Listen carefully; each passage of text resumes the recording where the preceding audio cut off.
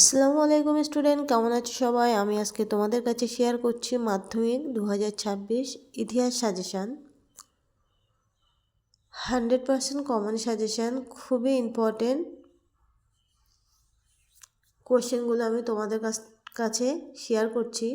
তোমরা অবশ্যই এই কোশ্চেনগুলোর মধ্যে যেগুলো এখনও পর্যন্ত মুখস্থ করোনি সেগুলো অবশ্যই তোমরা খুবই ভালো করে মুখস্থ করো। খুবই ইম্পর্টেন্ট কোশ্চেন অ্যান্সার নিয়ে এসেছি। তো চলো, 1 নম্বর কোশ্চেন হচ্ছে ধর্ম সংস্কার আন্দোলনে স্বামী বিবেকানন্দের চিন্তাধারা। 2 নম্বর কোশ্চেন, এদেশে চিকিৎসা বিদ্যার ক্ষেত্রে কলকাতা মেডিকেল কলেজে কীরূপ ভূমিকা ছিল। 3 নম্বর, শ্রী রামকৃষ্ণের সর্বধর্ম সমন্বয়ের আদর্শ ব্যাখ্যা করো। 4 নম্বর হচ্ছে 19 শতকে বাংলায় নারী শিক্ষা বিস্তারে রাজা রাধাকান্ত দেব কীরূপ ভূমিকা গ্রহণ করেছিলেন। এগুলো কিন্তু অনেক ইম্পর্টেন্ট। এই কোশ্চেনগুলোর মধ্যে যেগুলো তোমরা এখনও মুখস্থ করোনি তোমরা অবশ্যই এই কোশ্চেনগুলো ফলো করো। চলে আসবো আমরা নেক্সট কোশ্চেনে। 5 নম্বর কোশ্চেন হচ্ছে 1855 খ্রিস্টাব্দে সাঁওতালরা বিদ্রোহ করেছিল কেন। 6 নম্বর কোশ্চেন হচ্ছে তিতুমিরের নেতৃত্বে ওয়াহাবি আন্দোলনের পরিচয় দাও। 7 নম্বর কোশ্চেন, আনন্দমঠ উপন্যাসটি কীভাবে জাতীয়তাবাদী চেতনা বিস্তারে সহায়তা করেছিল। 8 নম্বর কোশ্চেন, মহাবিদ্রোহ 1857 প্রতি শিক্ষিত বাঙালি সমাজের মনোভাব কীরূপ ছিল। মহাবিদ্রোহের প্রতি শিক্ষিত বাঙালি সমাজের মনোভাব কীরূপ ছিল। এবার চলে আসছে আমরা টিকা লেখো, ইলবার্ট বিল বিতর্ক, কোল বিদ্রোহ, পাবনার কৃষক বিদ্রোহ, চার্লস উডের নির্দেশনামা। 10 নম্বর কোশ্চেন হচ্ছে বঙ্গভাষা প্রকাশিত সভাকে প্রথম রাজনৈতিক প্রতিষ্ঠান বলা হয় কেন। 11 নম্বর কোশ্চেন, আইন অমান্য আন্দোলনে নারীদের ভূমিকা কী ছিল। 12 নম্বর কোশ্চেন, নমশূদ্র আন্দোলনের বৈশিষ্ট্য আলোচনা করো।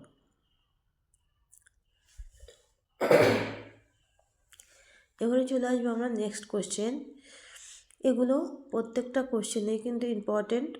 আমি কিন্তু একদম ইম্পর্টেন্ট কোশ্চেন দেখেই তোমাদেরকে বাছাই করে করে শেয়ার করছি। তো 13 নম্বর কোশ্চেন হচ্ছে স্বাধীনতার পর ভারতের সামনে কি কি সমস্যা দেখা দিয়েছিল। 14 নম্বর কোশ্চেন, সতীদাহ প্রথা বিদ্রোহ আন্দোলনে রামমোহন রায়ের ভূমিকা লেখো। 15 নম্বর কোশ্চেন হচ্ছে বিদ্যাসাগরের নেতৃত্বে বিধবা বিবাহ আন্দোলনের সংক্ষিপ্ত বিবরণ দাও। যে সমস্ত স্টুডেন্ট আজকে আমার ভিডিও প্রথম দেখছো আর যে সমস্ত স্টুডেন্ট সামনে মাধ্যমিক পরীক্ষা অনেক সাজেশান নিয়ে আসবো, তোমরা অবশ্যই সেই কোশ্চেনগুলো ফলো করো। আর যে সমস্ত স্টুডেন্ট আজকে নতুন ভিডিও দেখছো প্লিজ সাবস্ক্রাইব মাই চ্যানেল। এখানে দেখো 16 নম্বর কোশ্চেন, বাংলায় নবজাগরণ বলতে কী বোঝো, এর সীমাবদ্ধতাগুলি কী। 17 নম্বর কোশ্চেন হচ্ছে সভা সমিতির যুগ বলতে কী বোঝো, 19 শতকে বাংলায় রাজনৈতিক চেতনা বিকাশে হিন্দু মেলা কীরূপ অবদান ছিল। 18 নম্বর কোশ্চেন, রবীন্দ্রনাথ ঠাকুরের শিক্ষা অবদানের ভূমিকা আলোচনা করো। 19 নম্বর কোশ্চেন, মানুষ প্রকৃতি ও শিক্ষা সমন্বয় বিকাশে রবীন্দ্রনাথের চিন্তার সংক্ষিপ্ত পরিচয় দাও। 20 নম্বর কোশ্চেন হচ্ছে বিংশ শতকে ভারতের উপনিবেশ বিরোধী আন্দোলনের বামপন্থীদের ভূমিকা আলোচনা করো। 21 নম্বর কোশ্চেন, বঙ্গভঙ্গ বিরোধী আন্দোলনে নারী সমাজে কীভাবে অংশগ্রহণ করেছিল। চলে আসবো আমরা নেক্সট কোশ্চেন। ভালো লাগলে লাইক করো, কমেন্ট করো। কোনো সাবজেক্টের সাজেশন লাগলে অবশ্যই কমেন্টের মাধ্যমে আমাকে জানিও। আর এরকম ইম্পর্টেন্ট কোশ্চেন পাওয়ার জন্য প্লিজ সাবস্ক্রাইব করো।